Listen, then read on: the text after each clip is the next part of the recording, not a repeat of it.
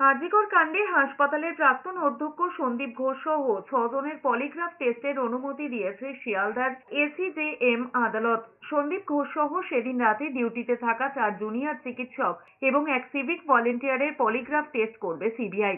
Polygraph টেস্টের জন্য বৃহস্পতিবার আদালতে আবেদন করেছিল সিবিআই। শুক্রবার সেই অনুমতি মিলেছে। এই নিয়ে সোমবার সিবিআই এর জেরার মুখোমুখি হয়েছেন সন্দীপ ঘোষ।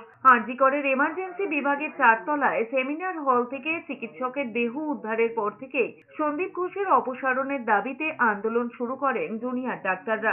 আন্দোলনের চাপে অধ্যক্ষের পদ থেকে ইস্তফা দেন সন্দীপ। ওই দিনই তাকে ন্যাশনাল মেডিকেল কলেজের অধ্যক্ষ পদে পাঠানো হয়। তা নিয়ে জোরদার আন্দোলন হতে হাইকোর্টের সন্দীপ ঘোষকে ছুটিতে পাঠায়। এবার তারও পলিগ্রাফ টেস্ট করানোর অনুমতি পেয়েছে সিবিআই।